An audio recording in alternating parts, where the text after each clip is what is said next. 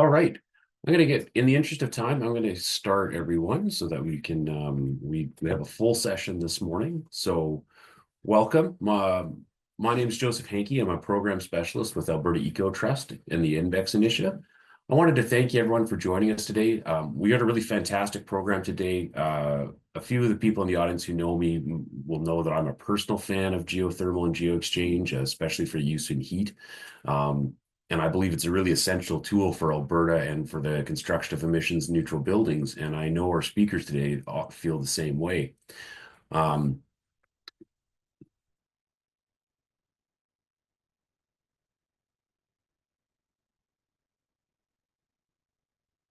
Alberta Eco Trust operates across Alberta, so we recognize our traditional territories of many diverse Indigenous peoples. This includes the Treaty 6, Treaty 7, Treaty 8 nations, the Blackfoot Confederacy, comprising of the Siksika, Kainai, Piikani First Nations, as well as the Cree, Dene, Nakota Sioux, Saulteaux, and the Métis Nation of Alberta.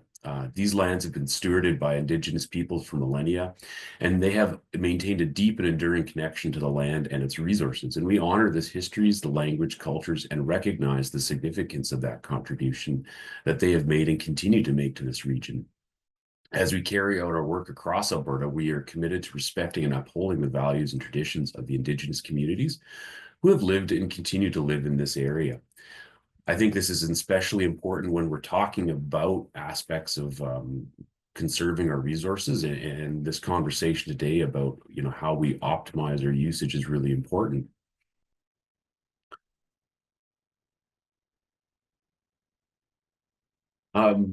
Just to kind of give some background, Alberta Eco Trust, for those of you who don't know, is a charity that leads and supports environmental and climate action projects in Alberta. We have over 30 years of operating in Alberta, and we use various tools such as grants, programs, investments, and strategic engagement to create a healthier environment for all Albertans. And we've been a long-standing source of funding, training, and skill building for the Alberta environmental community. Increasingly, Alberta Eco Trust has worked with direct programming and with a special focus on the built environment.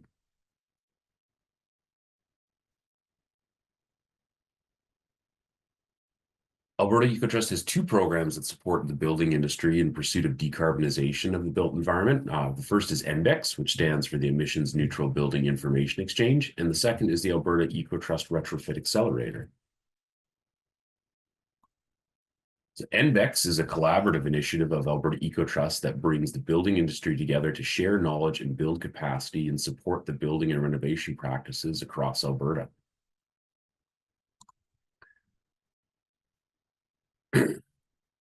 The Retrofit Accelerator is a free coaching program designed to guide building owners and managers through sustainable building upgrades known as deep retrofits. These take a whole of building approach to standard upgrades to reduce emissions, energy consumptions, and operating costs. The exciting thing about today's program is that really it's applicable to both. So, we really kind of nailed it in terms of the topic today. If you find yourself really enjoying today's programming, my goodness, and apologies, I keep hitting the wrong button. If you find yourself really enjoying today's program and you want to check out more, please do go check out the events calendar on our page. If you go to envex.ca, that is where we host these content like this, as well as many other events that are I think people will find really interesting. Just to highlight a few that we have coming up, we have our Net Zero Wall Guide training March 5th in Lloydminster. We have our Women of Carbon documentary screening that's taking place in both Edmonton and Calgary on March 6th. And then we have our LEAP window technology workshop in Red Deer on March 7th. And those are all actually in-person events. I didn't list, those are all the ones that we're hosting directly as NVEX. We have many more events that are being hosted by other organizations, including a lot of online content. So really do encourage everybody to take some time and check out our events calendar, and you can subscribe to our calendar. Okay, we're going to open up a couple short Zoom polls here. So if everybody can take a chance just to give us a response to your question.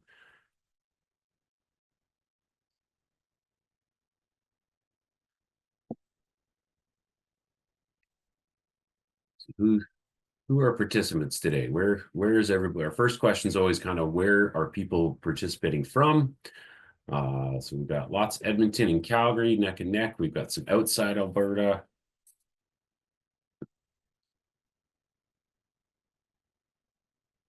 Now, I know a few of you in the room are elsewhere in Alberta too, so I know somebody's not responding yet.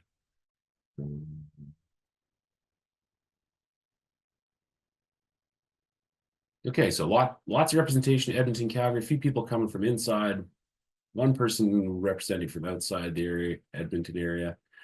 And then looking at our, who is what fields are represented. We have engineers, residential builders and constructors, commercial building and construction represented. So that's awesome. We're going to start one more poll here.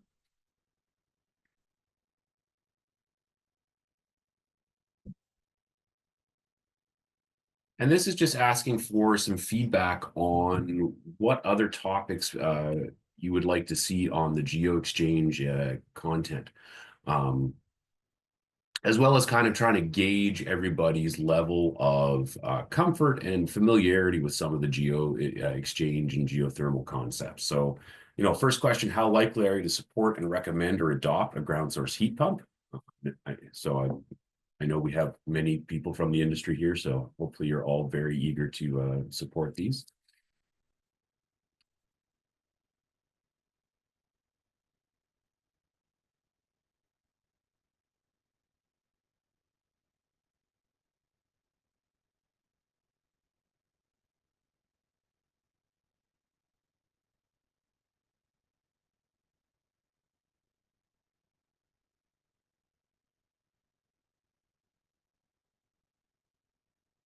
I know this one I asked for some short answers, so it takes a little bit longer to respond to this one. So I appreciate everybody taking a minute to throw in their responses.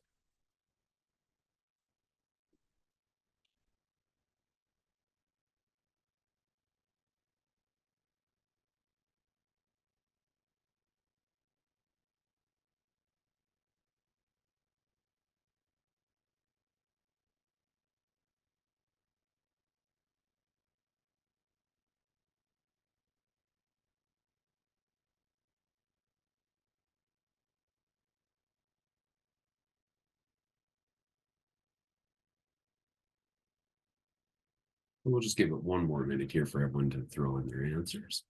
We see lots of them coming in.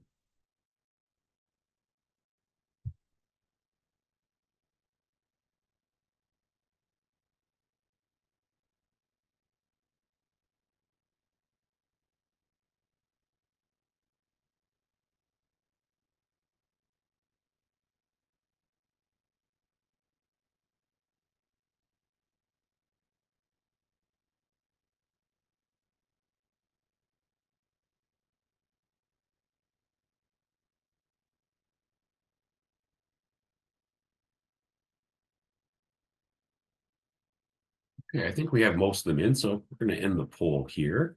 And we're going to move on to our main presentation.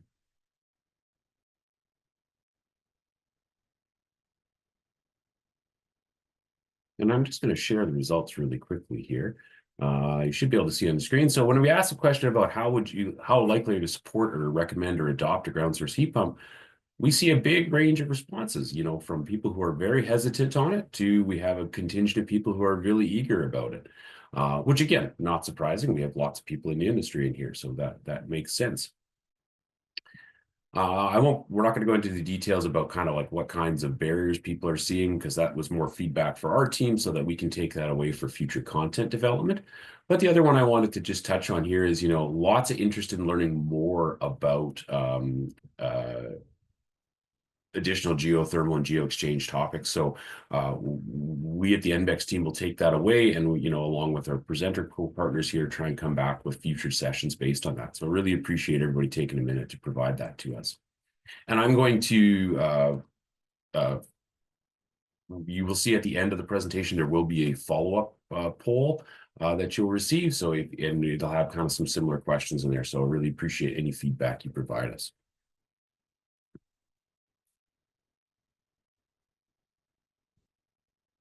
So thank you very much again for taking the time to do that. And when you have it, I'm just going to kind of finish here by saying a few housekeeping points for today. So this session is being recorded, as I mentioned at the top, for anybody who joined late. When the presentations are going on, we ask kindly that you mute your mic as well as stop sharing any video, which I don't think anybody other than the co-host are able to. We will be using the Q&A feature today. So for questions, please use the Q&A function, and you can upvote questions there. So please do that if you see questions you like, and then we will be trying to moderate those questions at the end. We're going to take questions at the end of our 3 presentations. We're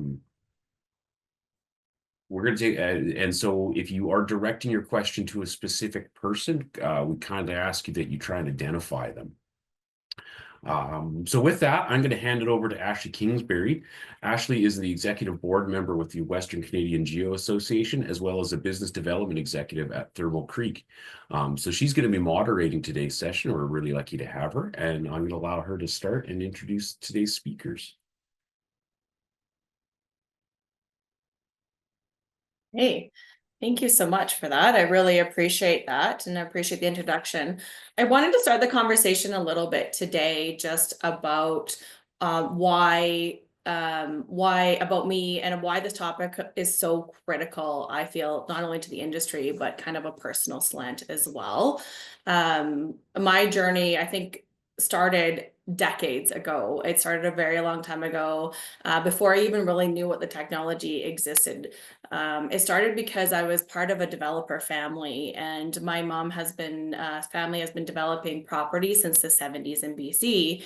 And I remember development was really baseboard heat, and there was some issues with baseboard heat. And if anyone has ever had that in your house, you know that can be expensive to run. However, it was more convenient than wood, or what the alternative was at the time.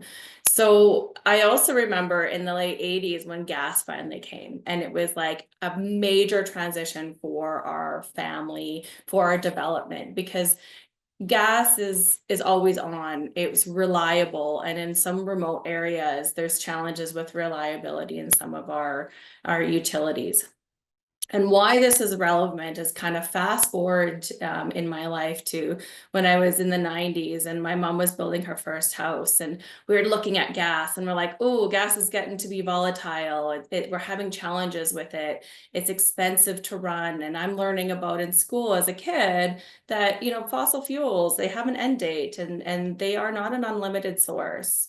So learning about the effect as well of greenhouse gases in our climate. And so that's me as a teenager, kind of learning about what the impact of what our energy source and why it's so important. And in this journey, my mom started to really do some research into geothermal, or shallow geothermal is what it was called at the time. We call it Geo-Exchange. We call it ground source heat pumps. There's a few different names for it in the industry. But her rationale was energy security, was the fact that if she could put this Geo-Exchange system, it would run and it would operate reliably in her home. The problem quickly became for us was that you can't find somebody often that could marry the house technology and the building envelope with the actual technology working. So it kind of became, we couldn't get the reliability that we wanted to out of the technology. And then it became prohibitive. As lots of you have mentioned, you would really recommend Geo-Exchange in a building, but sometimes that upfront cost can be a barrier. So this sparked my curiosity as a teenager, and it's brought me here today to introduce the topic, which to me, I think has like been a lifetime in the making for me. And as Joe mentioned in the intro slide, it's building for the future of Geo-Exchange, Geo-Exchange utility models and the path to net zero. So what I really think this means today is looking at the Geo-Exchange technology as a path to net zero, but also looking at innovative innovative financing solutions. So today, what you're going to see is our first presenter, is going to just go through the technology and make it easy to understand. I will warn you, he does have a slide on thermodynamics, but don't worry, he has promised that we will not have to do any math in that slide at all. Just kidding. And he'll also gain an appreciation of how Geo-Exchange is part of this net zero journey and solution, and see a real life case study on net zero. After that presentation, we're going to do a deep dive into financial models and the utility model and how this actually works for Geo-Exchange, and sharing real life examples of what they're doing in Ontario and how can we apply what we're doing in Ontario into Alberta. And then finally, our last presenter today is going to present, sorry, let me rephrase that. As the energy landscape in Alberta is very unique, the final presenter will demonstrate how we can take what the companies are doing in Ontario and apply it into a cooperative utility model to create a solution that is also cost effective, but provides stability to homeowners through an energy independence model, and may actually access builders that we wouldn't have been able to access previously. So with that, I have the privilege of introducing someone who is my boss, but he's also a friend, and I think he's just an awesome human being. Koen van der Maaten, sorry, I pronounced that wrong, is a mechanical engineer with an MBA from Oxford, has a deep passion for Geo-Exchange and the potential to revolution the way we heat and cool buildings. And in 2006, he founded Thermal Creek in Calgary, which under his leadership, Thermal Creek has become a leading provider of turnkey energy design, installation, and maintenance systems. So with that, Koen, if you're ready, I will turn it over to you to share that basic understanding of thermodynamics. No, Geo-Exchange. Thanks so much, Ashlee. Yeah, the thermodynamics slide, that's the most controversial one. I am going to share my screen here and get... All right. Yeah, thanks for that introduction, Ashlee.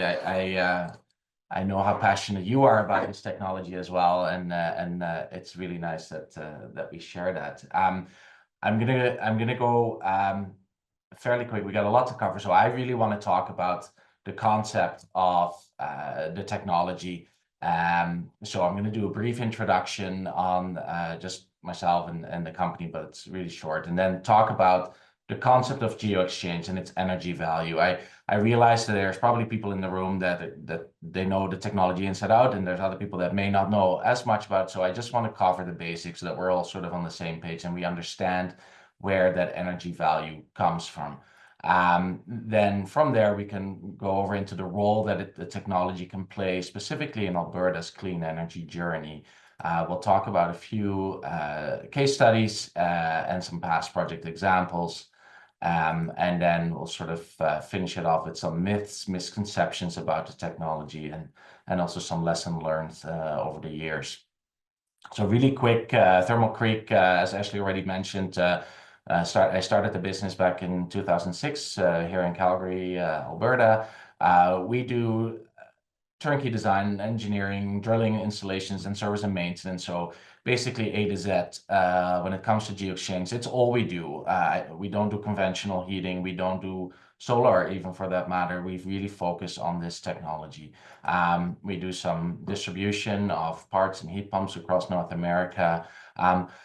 We've done this for quite some time, and I'm not saying that to say, hey, look at how great we are. This is really, I'll get back to that when we get to the myths and misconceptions, but we've been doing this for 18 years, and we've done hundreds and hundreds of systems across Alberta, both commercially and residentially.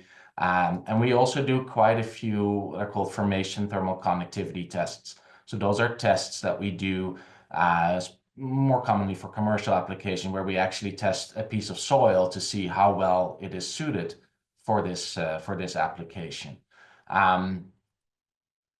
So let's talk about the concept of Geo-Exchange. Rather than burning fossil fuels, gas, oil, propane, wood, you name it, to basically create heat, to heat a building, we move existing heat energy from the earth into a building And we can also do the opposite quite successfully. We can move heat from a building back into the earth. And so we use the earth as a heat exchanger, hence the name Geo-Exchange. I personally like geothermal better. It just sounds a bit more sexy, but Geo-Exchange is probably the more accurate terminology. So we use the earth as a heat exchanger. We extract heat primarily, especially if you look at the last 3 weeks we've had here. We extract heat from the earth, we move it into a building, and in the summertime we can do vice versa. And by doing that, we can actually reduce the energy consumption of a building or a house by up to 80% when it comes to heating and cooling. And how we do that exactly, that's the thermodynamics slide. But before we get there, let's talk about the basic components of the Geo-Exchange system. So it really consists of 3 components, if you like. The first one is your loop field. Now, there's many different ways that you can do a loop field, and I'm not going to cover all of those today, but essentially you have to think of this as your one-time infrastructure cost that is your source of clean and renewable energy. You're creating that loop field, you're putting it into the earth, and once it's there to stay. Then from that field, you go into the building, into typically your mechanical area, into your Geo-Exchange heat pumps. Now, the heat pumps are refrigeration-based systems that allow for that energy transfer to happen. And they can convert that energy, if they're extracting from the ground, either into warm air or into warm water for radiant heating or fan coils or whatever you need it to do. Which leads me to the third aspect, which is distribution, which isn't all that different with Geo that it is in the conventional HVAC industry. So we're talking about, sheet metal ductwork, inflow radiant heating, all sorts of ways that we can distribute that energy through the building. So those 3 components make up the Geo-Exchange system. As I mentioned, there are many different ways in which we can do it. Most commonly in Alberta, we do vertical loop field design. There are many different reasons for that, a little bit too much to touch on today, but it often has a lot to do with the amount of energy that we need and the amount of available space available to us for a specific site. So we drill boreholes anywhere from 200 to 500 feet deep into the earth. And this is kind of what that looks like in real life. If you have a good monitor, you can see some loops sort of sticking a few feet out of the ground. These go 500 feet deep into the earth vertically and are ready to be tied in, usually in some form of header configuration, to go into the building, where it then enters into your Geo-Exchange heat pumps. So again, there are a variety of heat pumps. We have usually in larger buildings, commercial water-to-water systems. On a residential level, you'll see this one very popular, water-to-air. So it kind of looks like a furnace, and you would just attach your sheet metal to it, and that replaces your furnace and your air conditioner in one unit. And then you even have combination units that are very popular in a residential setting, where there's a combination of in-floor heating, perhaps in the basement, and forced air on the main floor. So again, a system that can replace both a boiler, a furnace, and an air conditioner all in one. So those are kind of the flavors, if you like, of Geo-Exchange heat pumps. Again, a picture of what that looks like in a real setting. Some commercial heat pumps here tied into a big condo building here in Alberta. So let's talk about the energy value of Geo-Exchange. So that 80% reduction that I talked about, how does that really work? And the 2 most common questions or comments that I get are, well, first of the day I always get, well, how deep do you drill? Well, like I already said, 200 to 500 feet. Well, how warm is it there? Well, 7-8 degrees Celsius. Well, that's not warm enough to heat your house. No, that's true. Hence the heat pump. Oh, but then it must be the heat pump that's doing all the work. Well, not necessarily. So we have to start with the acknowledgement that almost 80% of the sun's energy is absorbed by the Earth's surface. And it's that energy that we're actually constantly tapping into when we're doing heating.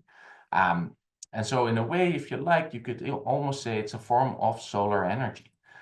And here comes the dreaded slide.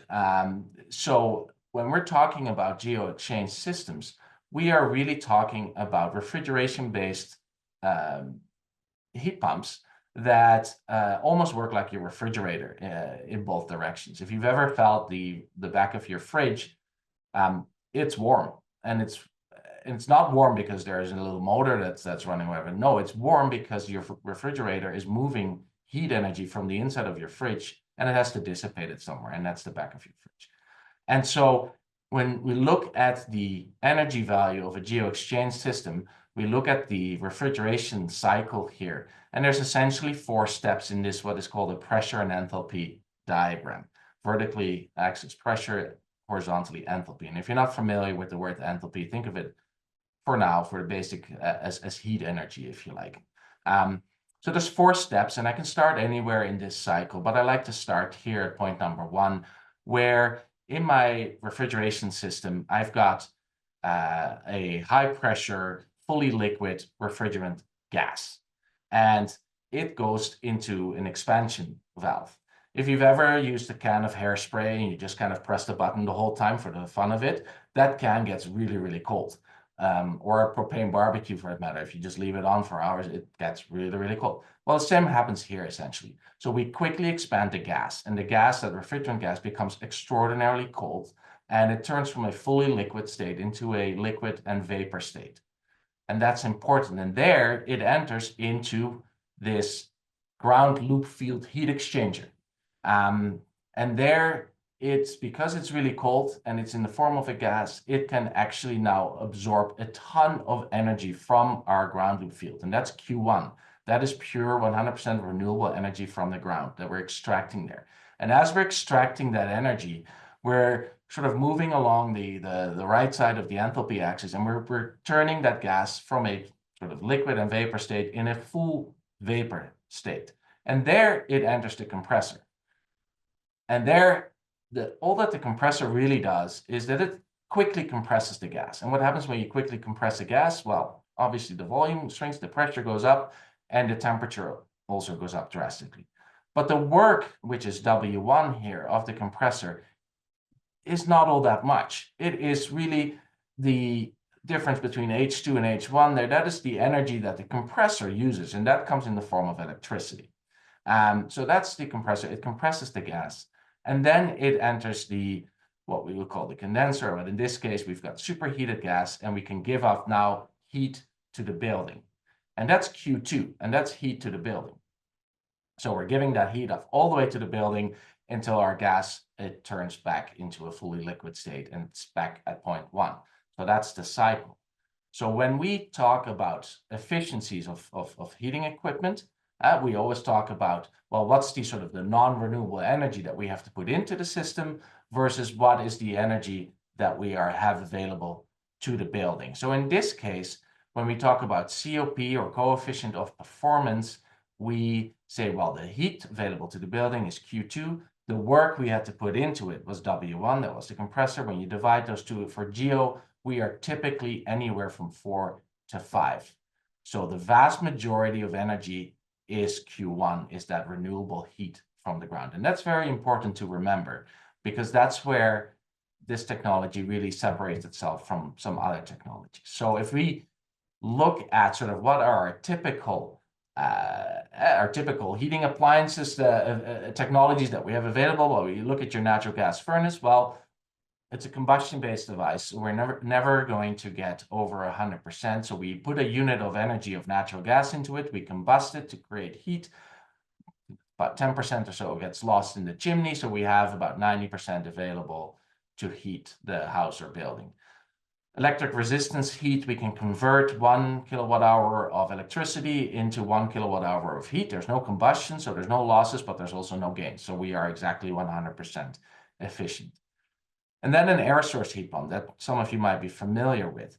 An air source heat pump works on the same scientific principles as the Geo-Exchange system, but the big difference is that the air source heat pump has to get that energy, that Q1, if you like, from the outside air. And if you look at the last 3 weeks of weather that we've had here in Alberta, your air source heat pump would not be doing much. Their efficiencies really go down when it gets so cold outside. And that's because there's not much heat energy content in -20 air. So you're getting sort of efficiencies of sort of 120 to maybe 280, maybe 300 at the most when it's mild outside. That's sort of your efficiency. Whereas Geo-Exchange, we are completely unaffected by the outdoor air temperature, and we're in sort of that range of 400 to 500%. So just comparing it to a 90% efficient, high efficient furnace, that furnace would use about 5 times more fossil fuels to provide the same amount of heat as a Geo-Exchange system does.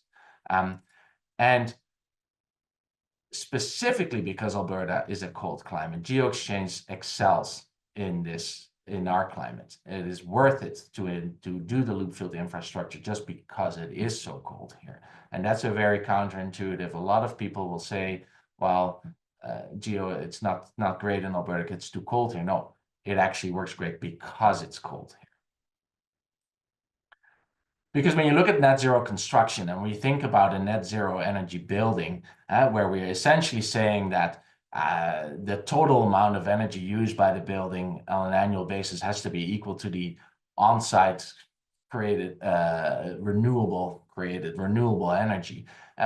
Our sort of rule of thumb, if you like, even though I hate using that word, is we really need to reduce a building's energy consumption as much as possible, and then the remainder is offset by solar or wind or some on-site form of renewable energy generation. And if I look at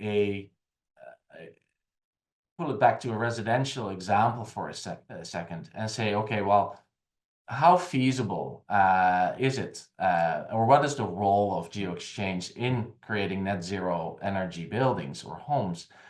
Let's compare three cases. So the first case I want to compare is a typical Alberta home with the most efficient furnace, but still a gas-based furnace, gas hot water tank, traditional air conditioner, and just normal appliances. If you look at a house like that, and I won't have time to go over all these numbers in depth today, but if you want to relook them, you pause the video. I think that's going to be available of the presentation at some point. But if you look at heating with a furnace, hot water, traditional air conditioner, and just all your lighting and appliances together, then we look at energy, we see that a typical Alberta house would use about 120 gigajoules or 33,000 kilowatt hours of non-renewable energy. Yeah, and it's important to understand that a gigajoule and a kilowatt hour, they're just units of energy.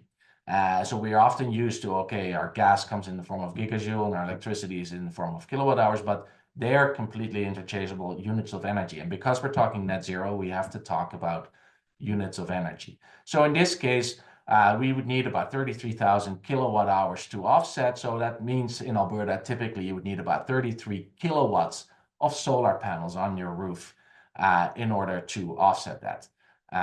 That is, as we'll see, that is just not feasible. Typically, there's not enough roof space.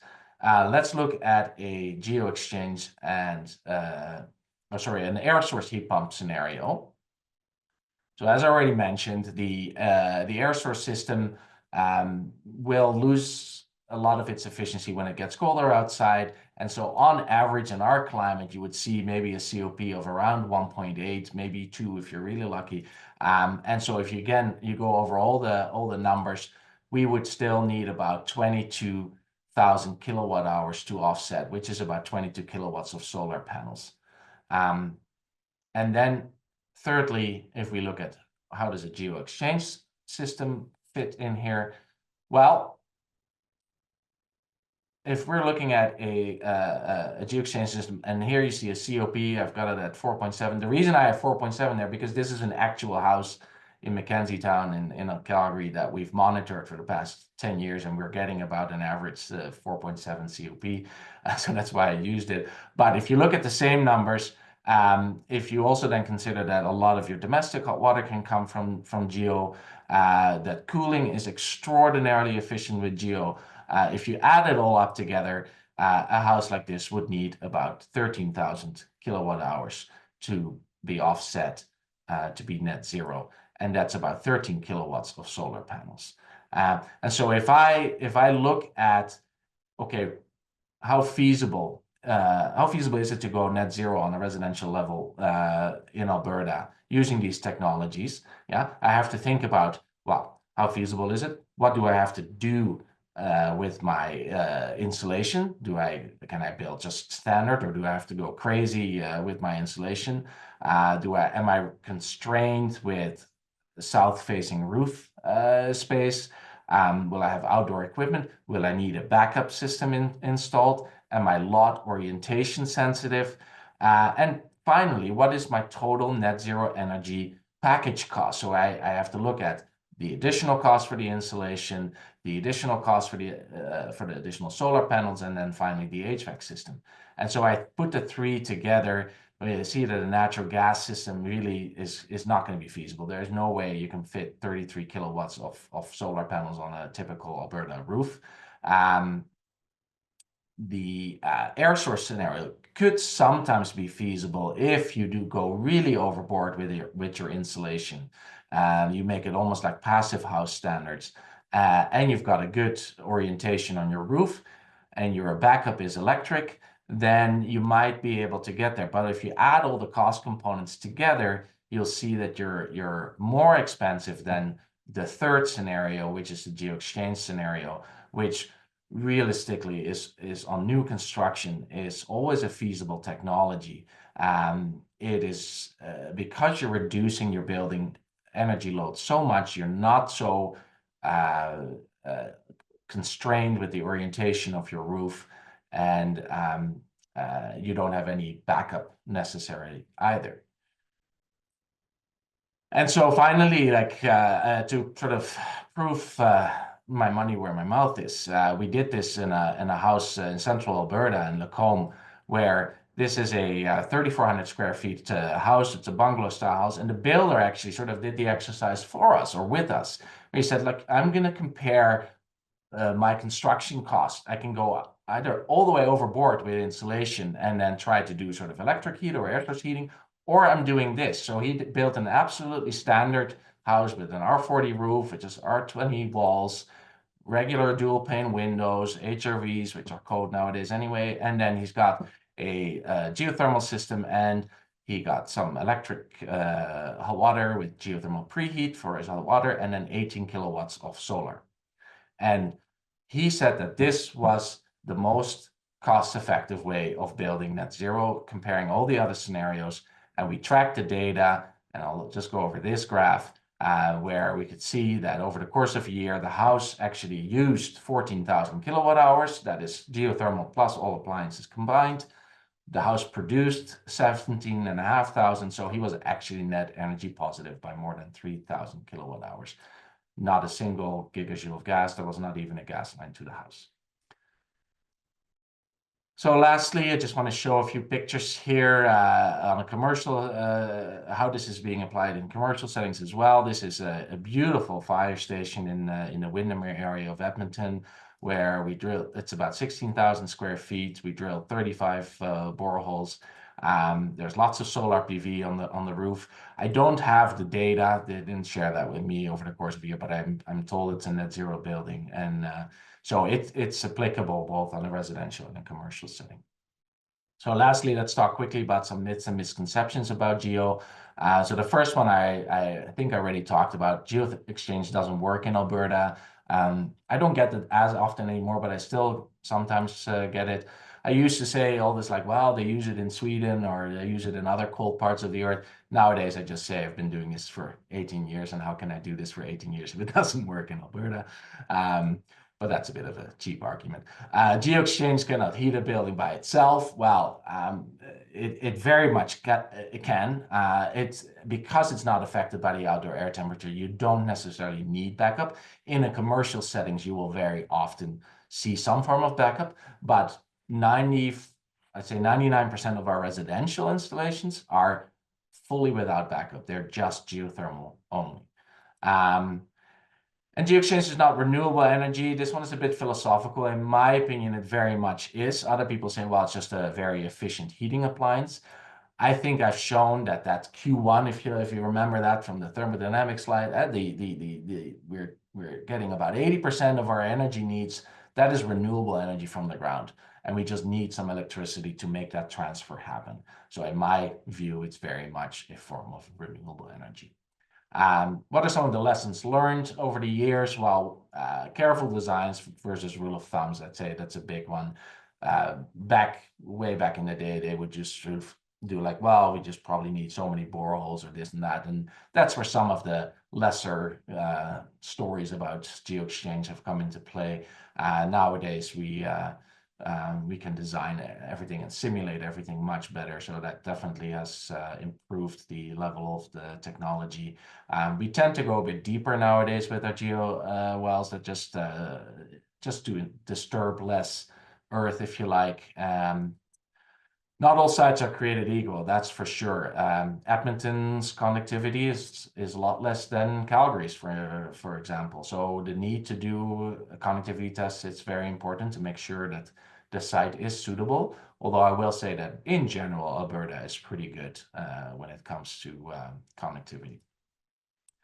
And building distribution over mechanical design to fit Geo-Exchange. That's a very important one, especially when you're talking about retrofits. There are some design parameters around, temperatures with Geo-Exchange that you have to make sure that the building distribution is aligned with.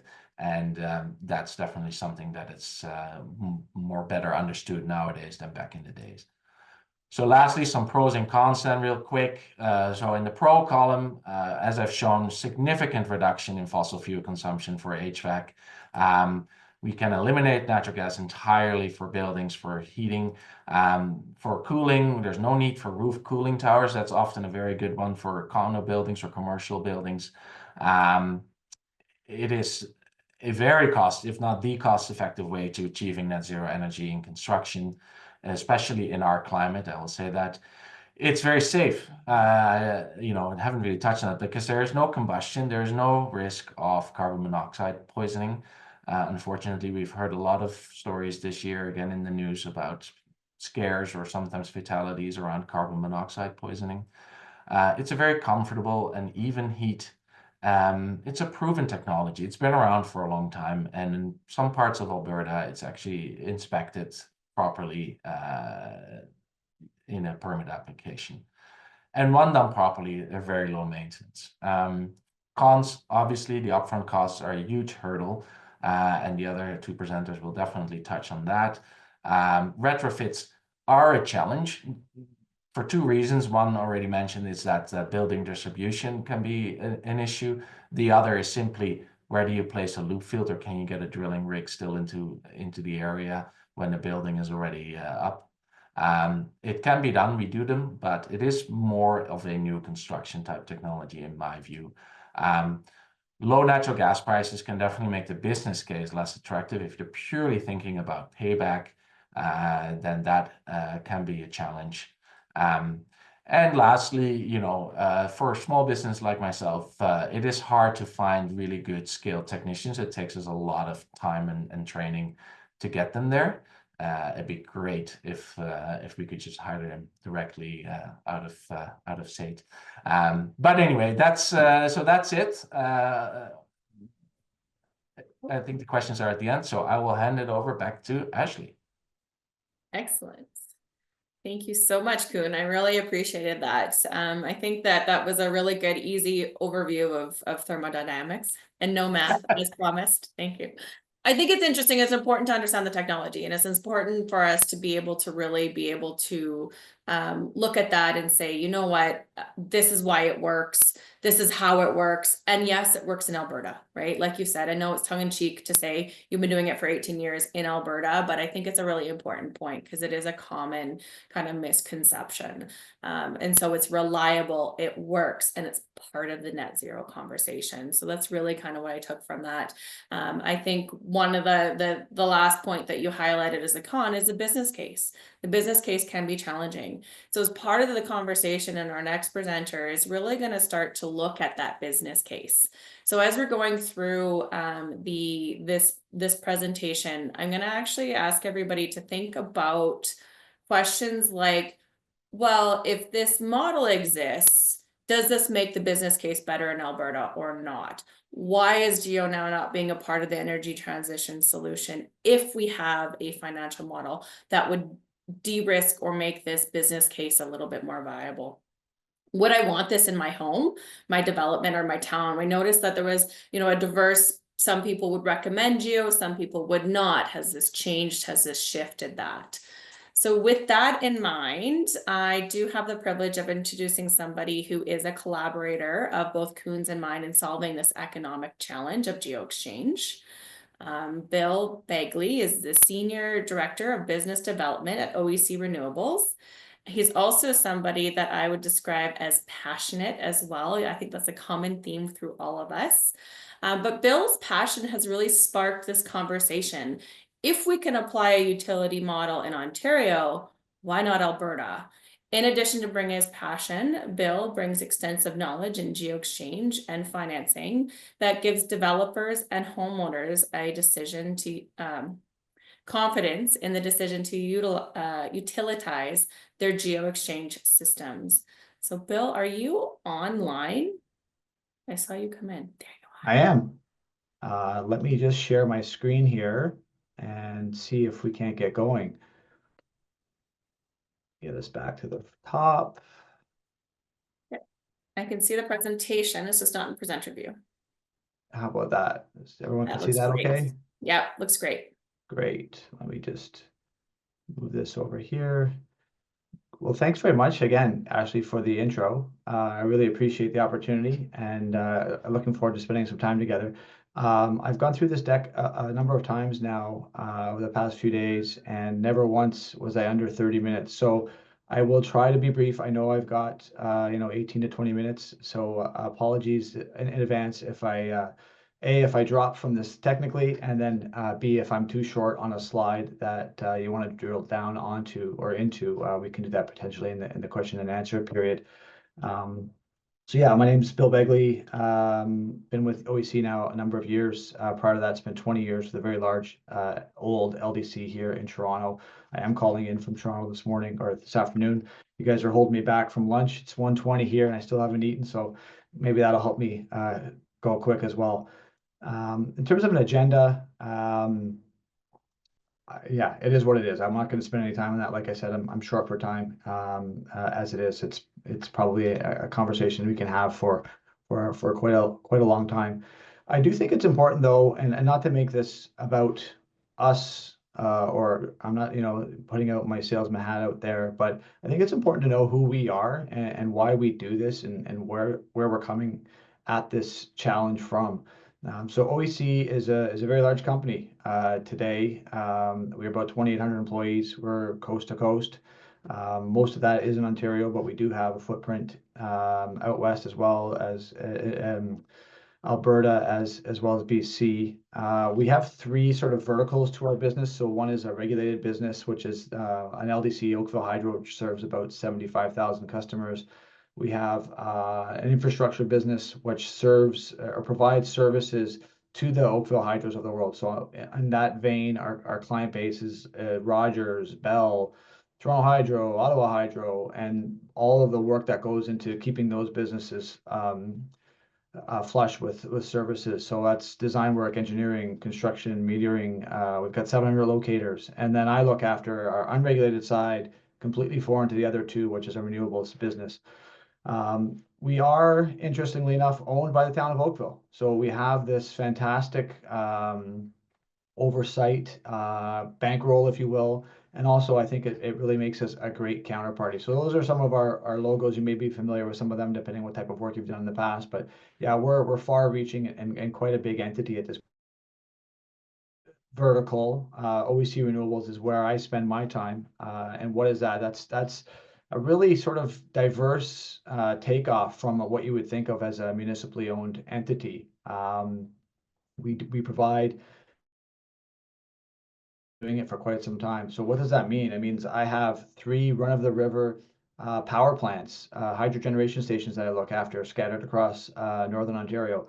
I have a 12 megawatt ground-mounted solar farm 2 hours east of Toronto in Picton, which provides us with a lot of profit, actually, to do all these wonderful things that we do.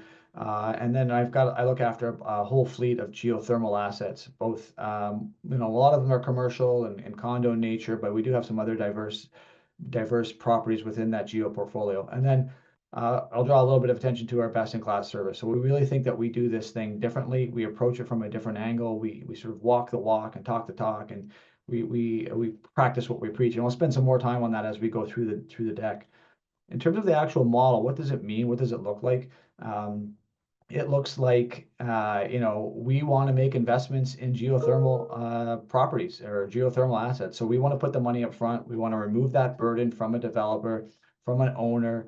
We want to make all of that investment. We want to do all of that design work. We want to do all of that construction. It used to be called DBOOM, which sounds kind of ominous. DBOOM represented design, build, own, operate, and maintain.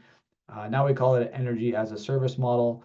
But essentially, we're going to replace a natural gas bill and other utility bills with a geothermal bill. So think of it as eliminating fossil fuels from your project and replacing it with geothermal. We think it's revenue neutral right out of the gate. We think that us as a counterparty will give developers and owners a lot of comfort, the fact that we're going to be here for the long haul. Obviously, there's energy savings involved in moving towards a geothermal solution from a fossil fuel solution. There's operational savings, there's GHG reductions, and then of course we provide performance guarantees, so you're not left holding the bag if there should be something that happens. Cross your fingers, knock on wood, to a geothermal system longer term. Next slide here. You're back there, and I think, if you pick up on slide 5 and then into your economic drivers, that's probably the right spot to pick up. Okay, sorry again, apologize for that. We just think that this is the way to go. So we want to make the investments. We're here for the long haul, and just from an economic perspective, I'll get into the numbers a little bit later. It makes a lot of sense for us, and quite frankly, it's the new norm for us, especially here in Ontario. We've got some additional drivers. We have building performance standards coming at you from different municipalities. If you're going to replace natural gas, and no new natural gas is on the horizon here in Toronto. It's been passed in New York City. It's passing in California. See, there's a little bit of a wrinkle with Toronto natural gas solution. Air source heat pumps or ground source heat pumps is the solution. That's part of the answer. So in terms of economic drivers, obviously we want to make the investment. We want to eliminate the capital requirements. In some projects, that can be several $1 million. Lower life cycle costs versus business as usual. So business as usual is your typical chiller, boiler setup. Yeah. Thanks. Sorry about that. Get me set up. Ruby. How's that? Good. Sorry. ITCs got introduced. Joe Biden passed the Inflation Reduction Act about 3 years ago. Took Canada a little bit of time to catch up, but essentially it's an investment tax credit up to 30% for geothermal projects. So that's a big mover. We include performance guarantees, as previously noted. It's a very robust and simple technology as well. I think some of the highlights I'll have at the back of my deck will speak to that. Again, our strength as a counterparty, we're not going anywhere. We give people a lot of comfort when entering into a long-term contract. These contracts are 30 to 36 beyond years. So you're thinking of getting into a long-term contract like that. You're going to want to be sure that the people you're partnering with are reputable and will be here to service that contract throughout its life. And then obviously we know there's marketability within that, with selling those units for their sustainable features as well. Some climate drivers, a little bit speaking to the choir here, I think in some regards, but obviously emissions reductions. It is a renewable energy solution. As noted, there is building performance challenges in meeting those increasing standards here in Ontario and other urban environments. Toronto Green Standard is I'll call it revolutionary in terms of the things it's imposed upon the development community here in Toronto. And then obviously it's a low carbon technology, and any risk associated with going towards something new versus tried and true in terms of a traditional HVAC solution you pass that risk on to us. So we're quite happy to take it on as well. Financially, you know, our return expectations are very modest. For anyone familiar with the utility industry, you know, a regulated rate of return for utility is in and around, you know, 8 to 10%, and our expectations are similar to that, depending whether it's levered or unlevered. You know, are we putting our own equity in? Are we seeking out debt financing, what have you? But they're very modest. What you'll see in the performance as it is, you know, obviously we're headed towards an the tax election. Today there is a carbon tax, so we have those numbers included in the performance. You know, there's a schedule for carbon tax to 2030, and then after that we flatlined it at 5%. So you'll see those numbers in there. Yes, it's a well, that's not really a real scenario, but also not included in our performance are the ITCs, which are at 30%. And then life cycle equipment replacement that a traditional system would have on its horizon at years 20 through 25. So some of the risks that we face when we go into this, I think this is changing a little bit, but typically Schedule A banks, and call it the charter banks, have a limited understanding of the technology and what geothermal is. It's getting better. But typically when they don't understand something, they say that's a risk. And when they say there's a risk, that equals premium. So if we are seeking out, you know, any type of financing, that can be pricier than we would think it should be. But again, we do have our own capacity to finance these from within our own notebook, if you will. Construction delays are part of it. So I think pre-COVID, we thought these buildings would be constructed in 2 to 3 years. Some of that is still happening, but we've also talked to developers who are constructing projects in 48 months or even 54 months, we've heard from some developers. So in terms of risk and the most expensive financing from our side, it happens during that, what we call a construction loan, which is from, you know, shovel in the ground to when the building is occupied. And if it takes, you know, 2 years, we can cover that. If it takes 4 years, that's a lot of, call it a stranded asset, and so those costs have to be made up elsewhere. So that's a bit of a risk for us. Construction damage is a very real thing. I know of 2 projects in my time in this space and since 2013 where bore fields were damaged during construction. So there's things you can do to mitigate that. Typically, there's additional capacity in the bore field itself. So you may have drilled enough capacity for an extra additional 5 to 10%. I think historically it was even higher than that. So you can make those thermal design capacities. You can put in some valving and space allocations for additional boilers if need be down the road. Obviously, we'd hope that those would be electrically fired boilers and not natural gas boilers. But they're, you know, that in conjunction with some active, you know, proactive monitoring and proactive asset management, we think we can mitigate a lot of those risks. Sorry, quick hands, quick finger. One of the things I think that differentiates us, obviously our ownership, owned by the town, owned by a conglomerate that spends all of its time and energy in this space. We think we provide a fantastic sort of wraparound, if you will, I guess at a great counterparty. So we have, you know, utility-like call center. We're on site in our assets every month. We're checking valves, we're checking gauges, we're exercising valves.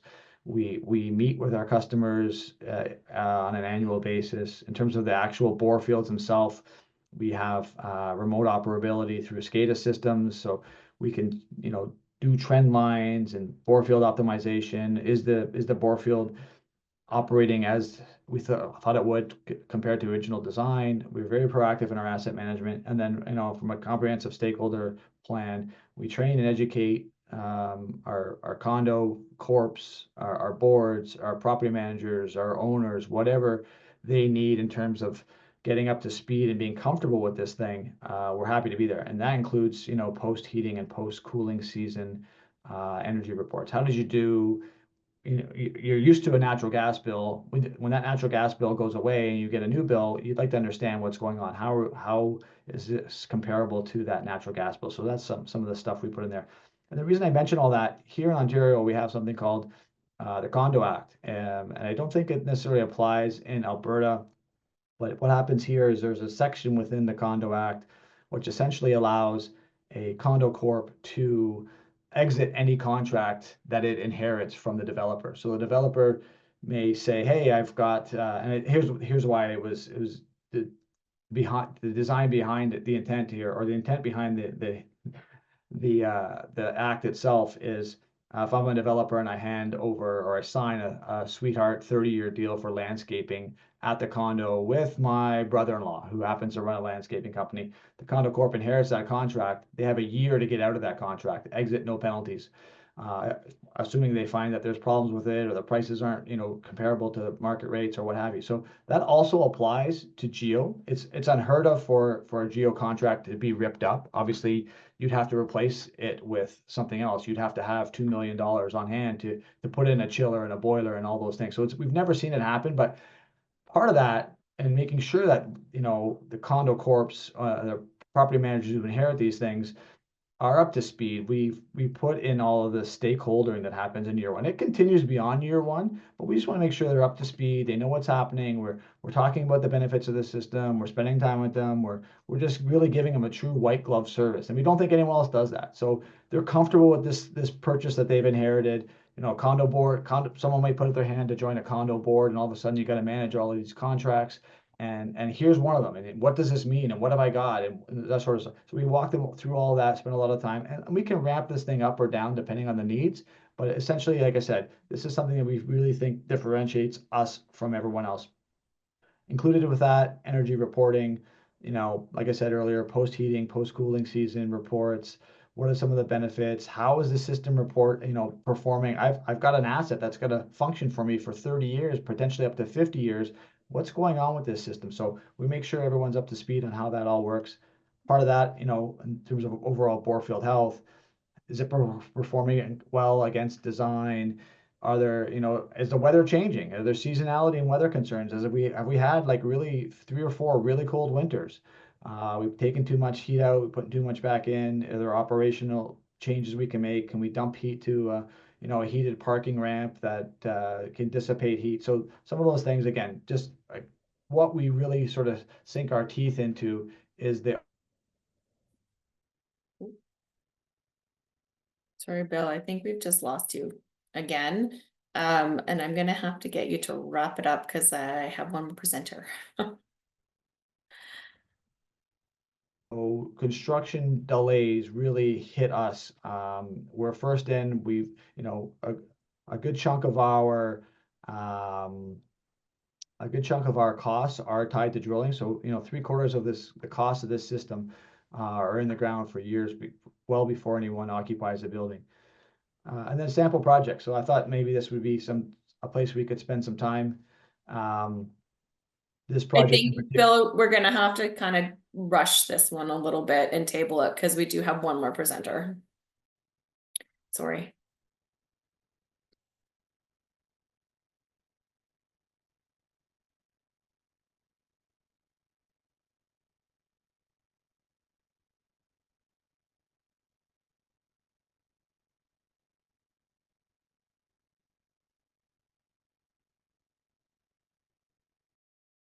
Not sure if we've lost Bill there. I think we did.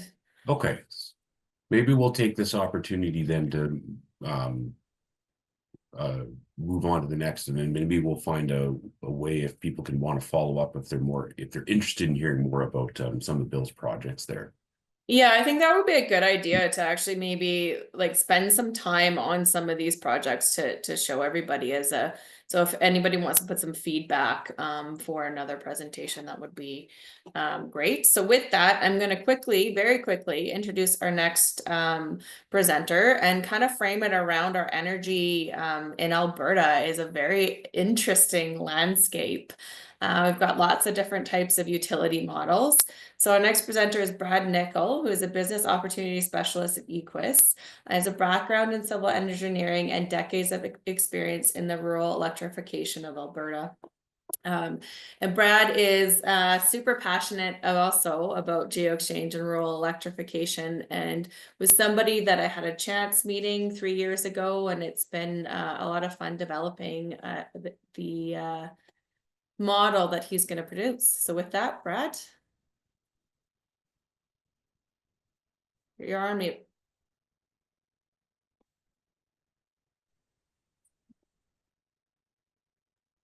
Now you're wondering. That was an exciting part. Everyone missed it. Okay, so I get the honor of going last here, which is great. I'm just going to get this presentation so it's presenting without the random bars sitting here.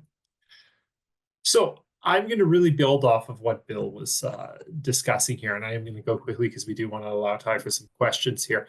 But this is another model of how we could do this differently. And just think of this as, think of when condo board regulations came in and the effect of the industry that had on the building industry. Because before condo boards were created and allowed, you really couldn't sell multi-family homes because you just didn't have a legal way to spice it up. They had to be basically rentals, right?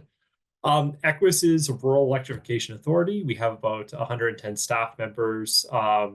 We've been around since 1945. I have the unique honor of operating assets at no profit till the sun explodes. That's our business, to provide value to our membership, to our owners. We're a co-op. We're owned by our customers. We own 12,000 customers, and we own power lines. We have line crews. We do our own maintenance. And we also run a broadband utility as well. So we also run broadband utility. Again, it's another not-for-profit that operates in Painted Earth, Red Deer County, and the third one I can't remember off by heart. So we aren't new to this innovation of different business models. So I'm just going to go through the problem. What is the problem, the opportunity, and what is the application then? So on-site utilities, infrastructure that can harvest, recover, produce, store, deliver electricity or other building services is needed. Again, this can vary wildly. If you're looking at a single-family home, it could be a Geo-Exchange system. If you're talking more of an industrial manufacturing system, this could be Geo-Exchange as well, or maybe it's a waste incinerator. Maybe it's a water recovery system. Maybe it's anything else, right? So there's a lot more than just Geo-Exchange. But of course, that's obviously why you're here, because everyone wanted to hear about Geo-Exchange. So we'll stay focused on that. But on-site utilities is basically anything that is a service for a building that you could integrate. Instead of bringing it to the site, we can produce it and consume it on the site. So combined heat and power plants are also in that thing. What is the problem with on-site utilities? They're huge capital investments. There's a conflict of interest for separate ownership. And so this is maybe a parallel. There's a challenge with contracting. So if you sign up where you have a secondary utility owner for a contract for 35 years, those 35 years work really good. What happens at year 35? How do you renegotiate that contract when they fundamentally own your core of your building? It puts you in a very hard negotiation situation. Whereas in our model, you own the co-op. So you own that company that owns the assets. So it allows you to put it in a secondary entry to leverage the debt, but you don't have that conflict of interest because it is a not-for-profit. They don't care. These assets require expert ownership and operators. Most building owners don't want to deal with the Geo-Exchange system, the combined heat and power plant. That's just not their benefit. And they have low rate of returns. That's why utilities exist. Their rate of returns are much lower than what you would from a commercial building. And generally, people want to do savings today. They don't really care about the future. Generally, humans are all generally short-sighted. It's kind of one of our things. We're very good at understanding a tiger's about to maul us in 2 minutes, not so good at understanding that we shouldn't be in the stream we're drinking out of, right? So that is what and that's the quote out of this is to, that's what the on-site utility co-op model does, is it allows you to take very patient capital into stuff. So just to give you some perspective is, and I wish this was more interactive because I hate talking to a bunch of blank bricks, but when you see a wood power pole outside, what do you think the life of that is? And again, every utility will have a different asset age, but typically in Alberta, that's 55 years for a wood pole, 55 years. So you look at that and say, okay, well, if I'm building wells for Geo-Exchange, what's the asset life of that well? Probably 99 years, probably 100 years, right? So when you can bring financing that actually matches that asset age, the economics of it all makes sense. It just makes such a big difference. So right now, there's kind of a couple different models when you talk about on-site utilities. The one right now is when you have a lot of stuff around building capital costs is less, building maintenance, utilities, and financings here. But then when you bring in utilities, owned utilities, their building capital cost goes up quite a bit, right? You got to pay for the Geo-Exchange system, so you have to charge more for the condos, right? People generally don't like that. They generally just want to see savings today. They don't really care about the future, because generally hedging is not exactly what people's minds are at when they're looking at purchasing a building, right? They're just looking at the countertops, right? I always joke that if granite countertops could be energy efficient, we would solve the problem today, right? We wouldn't have any issue with it. With an on-site utilities co-op, it's kind of a hybrid of Bill's model where basically we come in, you do the building, you do the construction, you do the design.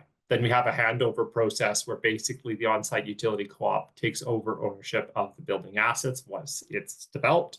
We pay out the developer for the cost of those assets so they don't have to bear the costs. And then basically the co-op is then owned by the condo board. And it's a way to basically shield debt, because in Alberta, co-ops debts, when you own a share in a co-op, you don't actually liable for the debt.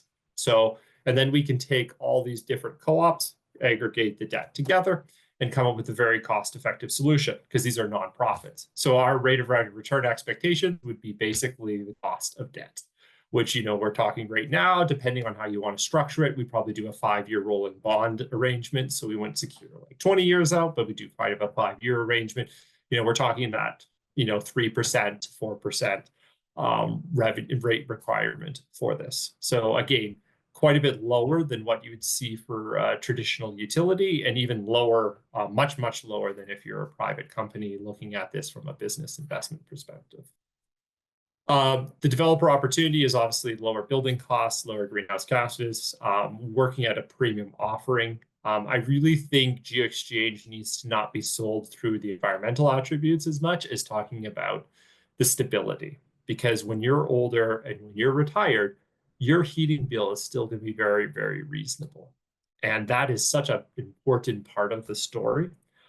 Because that's a lot of people are thinking of that when they're moving into a condo. Like, can you afford the bills coming up, right? So I'm going to wrap it up here pretty quickly. Again, very similar, but we create a new legal entity that basically can, like a condo board, that can come in and basically own and operate these assets. We'll aggregate them out so we can still get the advantage of the economies of scale. But it could be revolutionary for how Geo-Exchange is built in this province and in this country, because now you can achieve rate of return expectations of 4% and apply 100-year financing to it. They don't have a conflict of interest because we are going to be owned by the building owners, just like the condo board does not have a conflict of interest to the building owners because they're represented and they have a vote in it. So it's reasonable to do that. And there's very little risk of regulatory intervention because there's no conflict of interest that exists that needs to be regulated. The exclusivity of utilities has previously brought in regulatory intervention for water utilities, electrical utilities, gas utilities, all have achieved regulatory intervention because of the conflict of interest in the relationship. So I am going to pass this, I think I've already mentioned all this, and pass this off for questions for Ashlee as I ran through that. Awesome. Thank you very much, Brad. And I apologize to everybody for the short timeline, but there's so much content for us to kind of get involved in this. And I think really the messaging that we want to wrap up is that Geo-Exchange works in Alberta. There are financial models out there that really can make this, the business case work. It's just a matter of applying them in Alberta. And then Brad's piece as well is we do have these cooperative Geo-Exchange or utilities in Alberta, and we could potentially apply it to the Geo-Exchange kind of solution. So there's a couple questions in the chat, so I'm going to try to just do rapid fire, and I'm going to combine a couple. But the first one is about hydronic equipment, Koen. Can that make domestic hot water? If not, how is domestic hot water created? Yeah, it's a good question. So on a residential level, often the geo systems have what is called a de-superheater. If you remember my graph, it has that superheated gas, and that's where we can strip off a little bit of energy to use it for domestic hot water preheat. But it really is sort of a secondary function of the system, so it doesn't typically do all your domestic hot water, but it does a good chunk of it. If you were in a larger setting, you could use your water-to-water heat pump to do dedicated domestic hot water heating, but it's a bit of a technical. So the temperature lift that we can only get to about 120 Fahrenheit or what 49 Celsius, but isn't always just enough for domestic hot water. So, and that has to do with Legionnaires and things like that. We need our water to be a bit hotter than that. So you do often need some form of top up, but it is very little. So you get the vast majority with Geo. Yeah. Awesome. Thank you for that one. And the next one I'm going to kind of combine for you as well, Koen. So what approximately cost of a borehole and how many do you need for a standard Albertan home to make it net zero, as well as does the cost of conductivity testing make sense for small projects, or is the money sometimes better invested directly in additional boreholes? Yeah, also very good and common question. So the first one, the cost of a borehole is, I mean, it's almost like asking, what does a car cost? No, it ranges, of course, from how deep we go and what the drilling conditions are like. It can be, it can sort of start at at $6,000-7,000 to maybe $15,000 per hole. But more importantly, for a standard Albertan house, if I just take the house that I had to use as an example there, you could probably outfit a house like that with 2 like deeper holes. So your field cost will be sort of in the maybe the $30,000 range, which is really that infrastructure cost, if you like, that you're doing. What goes in the house in terms of your heat pump is often cost-wise very comparable to conventional HVAC equipment. And then the connectivity testing, yeah, the obviously those tests are not cheap. So you would on a residential level never do them. You do indeed you sort of engineer to be safe, and you add an extra 10% or so on your drilling, and that's a cheaper way to do it. On a commercial level, it's definitely a 5% reduction in drilling costs just because your connectivity is great. Will save you a lot of money. So there the test is important. What the exact number of borehole or capacity is, it's hard for me to say. My gut instinct tells me that as soon as you're looking at 20 or more boreholes, you probably should be doing a connectivity test. Yeah, that makes sense. And do you have a rough number of maintenance for the cost for the Geo-Exchange for the Albertan house? No, that's don't have a rough number of maintenance. They are because there's no combustion, there's not the stuff that you need to do your pilot lights cleaning or your degunk and all that stuff that you need to do on a furnace and a boiler. They've done some studies in the US once. I think it was Ashlee or so. They did a big study. They looked at conventional buildings and houses, maintenance cost on HVAC versus geo, and they've found that it was about 50%. So it's about half the maintenance cost that you would have over the lifespan. And I think that's really a great answer, right? Like that's kind of where we are. I think that's all I have for you, Koen. The next kind of questions are for Bill. Bill, did we lose you? Are you there? The question is energy as a service system. What needs to be replaced after 30 or 50 years, and do the holes last forever? I guess, well, Koen, you could probably take this one as well. Or you're there, sorry. We can't hear you though. Sorry, Bill, we can't hear you. Do you want to turn off your video?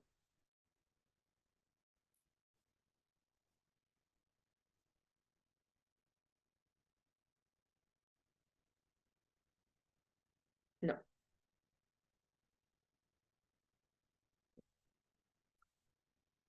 No, we still can't hear you. Sorry, maybe Koen, do you want to take that first part then, the question about what needs to replace after 30 or 50 years, and do they last forever? Oh, no, Bill's back, I think. Oh, is it back? This is so troubling. I really apologize, folks. Switched computers now. The pipes are the same pipes used in natural gas distribution. So they have there's National Transportation Safety Board, which is a U.S. Organization, has a sub-organization called PHMSA, Pipeline Hazardous Materials Safety Authority. Done hundreds and hundreds of thousands of hours of testing. Pipes will last 100 years. We believe a geothermal system on a commercial grade will last well beyond. We typically sign a GUSA for 30 years. We think the systems will last well beyond 50 years. We think there's some pump replacements at some point along the way, but not within a 30-year cycle. So maybe at year, 35 or 40. Some other minor maintenance, but as Koen illustrated earlier, I think operationally and from a maintenance perspective, it's still far less than what you would have on a traditional system. So a traditional system, for example, boilers and chillers, those things have a life expectancy of, call it 20 to 25 years. In a 50-year cycle, they'd have to be replaced twice. We don't have that same responsibility or same concern on a geothermal basis. I don't know, Koen, did I miss anything there that you'd like to add? No, you got it. I was going to say the same thing on the pipe. So no, I think you covered it all. Okay, we have one more question. So this one is, the two financial models look to work best for commercial buildings. Is there an option for residential home financing currently? So maybe Bill, if you want to take that, and then I'll pass it to Brad. Yeah, we think it works. There's some other challenges. We still, at least on a residential basis, from my perspective, we're looking for developments. So it's not a one home solution yet. I'm sure that's available. The cost would be prohibitive, but we're talking about mobilization and some scale opportunities that come from residential opportunities. So we have some big opportunities in our pipeline, some very real. The numbers are very comparable, like Koen said, to what you're paying for other utilities. Yeah, we think it's viable, absolutely. Brad, Yeah. what about you? Exactly what Bill's saying. You can absolutely do it at a residential scale. It just has to be for development. It'd be very hard from a retrofit standpoint to come in and do one home. You'd have to do the whole neighborhood, and you have building envelopes, and then the complications is, do I see that somewhere where we go in 20 years? Yeah, absolutely. But right now, the complexity to that just limits it to new builds, community greenfield developments. So yeah. I would just add, I think sometimes too, it's what who you call, right? If you've got a furnace issue and you call your local furnace repairman and you ask for a geo solution, they don't have the ability or the wherewithal to go back to the truck or go back to the shop and come back with a new furnace that day. And if you're in a no heat situation, that's what you need. I know our president and CEO would love to have done geo, had to get his furnace replaced on a very short notice, didn't really have any other options. So it takes a little bit of forethought and a little bit of planning, but there are retrofit opportunities, but you just got to think about it. Most people don't think about their furnace till it's broken. That makes a lot of sense, I think, as well. And I think as we kind of look forward and maybe an ask, and this is a little bit of an ask for me putting out to the general audience on the three presentations, is we have utility models out there. We're not seeing widespread adoption yet in Alberta. What would it take to, see a cooperative model, see a model like Bill's model at OEC Renewables out here in Alberta, and how do we need to look at that? So with that, I'm going to wrap it up with 2 minutes. Thanks, Joe.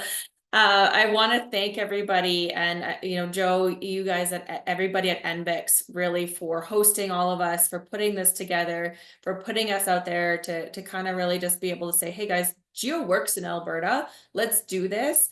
We know we have a little bit of a business case model that we need to come up against. We have the solution, and let's see how we can kind of drive that forward. And so, and a big thank you as well to Koen, Brad, and Bill for presenting, and for everybody for coming and asking the questions today. Awesome. Thank you, Ashlee. And Ashlee, thank you. Everyone needs to know that you have been driving this whole process in the background. And so really appreciate your efforts. Thanks to our audience. Appreciate everyone who was able to ask a question and who was able to stay with us and present today. We will have a recording of this posted on the NBEX website if you're looking if you want to come back to it and look for more information, or if you're looking to share it.